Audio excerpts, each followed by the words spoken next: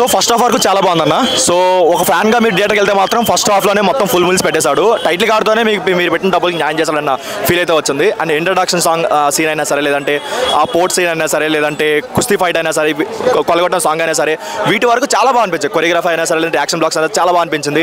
And VFX కూడా అంత first హాఫ్లో అంటే మరీ వరస్ట్లా ఏమనిపించలేదు. కాకపోతే మెయిన్ ప్రాబ్లం ఎక్కడ స్టార్ట్ అయిందంటే సెకండ్ హాఫ్ ఏదైతే వాళ్ళు విఎఫ్ఎక్స్లో స్టార్ట్ చేస్తారో, ట్రావెలింగ్లో స్టార్ట్ చేస్తారో, హార్స్ సీన్ వచ్చే ప్రతి సీన్ దగ్గర కూడా దర్దంగా అనిపించింది. విఎఫ్ఎక్స్ అయితే రాడ్ విఎఫ్ఎక్స్ మనం ఏదైతే year biggest role material Kannappa వద్దనుకున్నాం విఎఫ్ఎక్స్ విషయంలో, దాన్ని మించి ఆది పోలీస్ రేంజ్లో అయితే విఎఫ్ఎక్స్ అయితే ట్రోల్ అయింది. ఓటీటీలో వస్తే మాత్రం బిగ్గెస్ట్ ట్రోల్ అయింది. ఈవెన్ యాంటీ ఫ్యాన్సే కాదు, ఫ్యాన్స్ కూడా దరిద్రంగా వేసుకుంటారు. ఆ లెవెల్ ఉంది విఎఫ్ఎక్స్ అయితే. అండ్ మనకి ఈజీగా తెలిసిపోతుందన్న, ఇప్పుడు ఫస్ట్ హాఫ్ సెకండ్ హాఫ్ రెండు కంపేర్ చేసుకుంటే క్రిష్ గారు డైరెక్ట్ చేయలేదు. ఫస్ట్ హాఫ్ మొత్తం క్రిష్ గారు డైరెక్ట్ చేస్తారు, సెకండ్ హాఫ్ మొత్తం ఎవరో డైరెక్ట్ చేస్తారన్న ఒక తెలిసిపోతుంది. బట్ ఏంటంటే క్రిష్ గారి విజన్లోనే సెకండ్ హాఫ్ కూడా ఎగ్జిక్యూట్ చేస్తుంటే నెక్స్ట్ లెవెల్ ఉండేది. ఒక వెండర్స్ అయితే క్రియేట్ చేసేది. బట్ ఒక గోల్డెన్ ఆపర్చునిటీ అయితే మిస్ చేశారనిపించింది. చాలా ఏళ్ల తర్వాత వచ్చిన మా పండగ భక్తులకి, అంటే మీన్ కొన్ని కులాలకు మతాలకి కొన్ని పండుగలే ఉంటాయి. బట్ ఇక్కడ సినీ ఆడియన్స్ ఎవరైతే ఉన్నారో వాళ్ళందరూ ఎంజాయ్ చేస్తూ చేసుకునే పండగ పవన్ కళ్యాణ్ గారి సినిమా. చాలా ఎంజాయ్ చేశాను నేనైతే, చాలా ఎంజాయ్ చేశాను. చాలా డేస్ తర్వాత సింగిల్ స్క్రీన్స్ ఫుల్ అవ్వడం, థియేటర్లో పేపర్ లెగడం చూస్తుంటే మనం చూస్తూ పెరిగిన సినిమా ఇది కదా అని అనిపించింది. చాలా ఎంజాయ్ చేశాను ఆ విషయం. ఇప్పుడు సినిమా విషయానికి వస్తే క్రిష్ గారు ఏదైతే డైరెక్ట్ చేశారో ఆ హరిహర వీరమల్లు చాలా బాగుంది. చాలా చాలా చాలా చాలా అంటే చాలా, ఎన్ని చాలా వేసుకుంటే అన్ని చాలా అంత బాగుంది.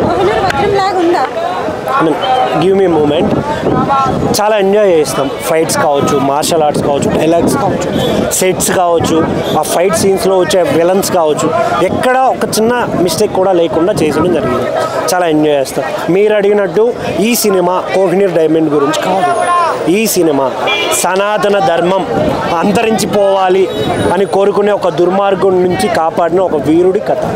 ఇది ఫ్రిక్షన్ స్టోరీ అవ్వచ్చు, నార్మల్ స్టోరీ అవ్వచ్చు. కొంచెం ఫ్రిక్షన్ ఉంది, కొంచెం మామూలు ఉంది. సో దీంట్లో డైలాగ్స్ అంటే ఇప్పుడు జనాలకి మంచి చేస్తాడు, ఇలాంటి డైలాగ్స్ అవి రొటీన్గా ఉండేవే. సో పొలిటికల్గా don't compare cinema.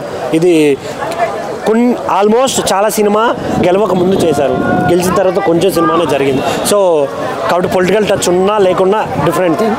Second half విషయానికి వస్తే చాలా డిసప్పాయింటెడ్. ఇంత బాధ వేసిందంటే ఇప్పటి వరకు ఆకాశంలో ఉన్న సినిమాని ఒక్కసారిగా నేలకు పడిపోయింది. విఎఫ్ఎక్స్ వరస్ట్, స్టోరీ టెల్లింగ్ ఉంటుంది, మరీ చెత్తగా ఉంటుంది. నాకు ఎందుకు పార్ట్ 1 పార్ట్ 2 తీస్తున్నారు నాకు అర్థం కావట్లేదు. అంటే ఒక ఆడియన్కి ప్రాపర్ స్టోరీ అర్థం కావద్దా, లేకుండా ఇది స్టోరీ అని తెలియకుండా సినిమా తీయాలని ఫీలింగా?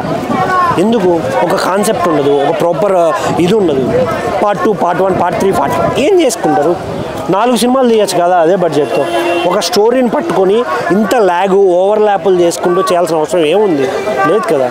దీంట్లో కొన్ని షార్ట్స్ ఉంటాయి, చాలా ఇరిటేటింగ్ షార్ట్స్. అసలు న్యాచురల్గా ఎక్కడ అనిపించదు. ఎంత బాధ వేస్తుంది అంటే అంత బాధ వేస్తుంది. నేను కొంచెం ఎందుకు డిసప్పాయింట్ అయ్యానంటే అదే రీజన్, మెయిన్గా అదే రీజన్. దీంట్లో చాలా థ్యాంక్స్ చెప్పాల్సింది దప్పిక ఆకలితో పడిపోతున్నోడికి మంచి మ్యూజిక్ ఇచ్చిన కీరవాణి గారు.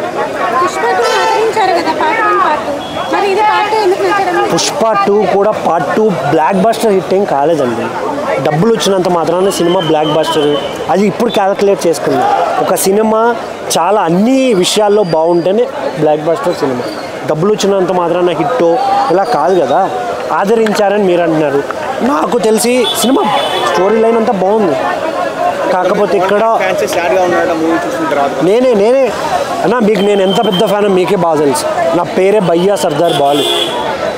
కానీ నేను ఎందుకు డిసప్పాయింట్మెంట్, సినిమానే అన్నా. ఆయన మీద ఉన్న ప్రేమ సినిమా వల్ల తగ్గేది కాదు కదా. 10 ఏళ్ళు ఒక్క హిట్ కూడా లేకపోతే ఆయనతోనే ఉన్నాం కదా. అంతకన్నా ఏ హీరో ఫ్యాన్స్ అన్నా ఏమైనా చేయగలరా? జనతా గ్యారేజ్ టెంపర్ సినిమా పడక ముందు ఎన్టీఆర్ ఫ్యాన్స్ ఉన్నారా? ఉన్నారు. బట్ అంత ఎలాబరేట్ అయ్యారా? అల్లు అర్జున్ పుష్ప ముందు ఎంతమంది ఫ్యాన్స్ నేను అల్లు అర్జున్ ఫ్యాన్ అని చెప్పుకున్నారు. అలా చెప్పుకుంటూ పోతే చాలా ఉన్నాయి. బట్ వరుసగా 10 ఇయర్స్ ఒక్క హిట్ లేకపోయినా ప్రతి ఒక్క పవన్ కళ్యాణ్ ఫ్యాన్ నేను పవన్ కళ్యాణ్ ఫ్యాన్ అని గర్వంగా చెప్పుకున్నాను. అది మా గట్స్. ఎందుకన్నా కంపేర్ చేస్తారు? Don't compare. ఎవరు అభిమానం వాళ్ళకు ఉంటుంది. ఇందులో ఆయన చేసిన మార్షల్ ఆర్ట్స్ ఉంటాయి, చాలా కుర్రాళ్ళలో చేసేసాడు సరదాగా. అంటే చాలామంది డూప్ అనుకుంటాం కానీ ఆయనే చేశారండి ఈ సినిమా. అది చాలా బాగా అనిపించింది. కాకపోతే ఆ క్లైమాక్స్ వరస్ట్ క్లైమాక్స్, అసలు స్టోరీ చాలా ఇబ్బంది పట్టిందన్న. ఎందుకంటే సనాతన ధర్మం లాంటి గొప్ప విషయాన్ని చెప్పేటం చాలా జాగ్రత్తగా చెప్పాలి. సెకండ్ హాఫే బాగాలేదండి.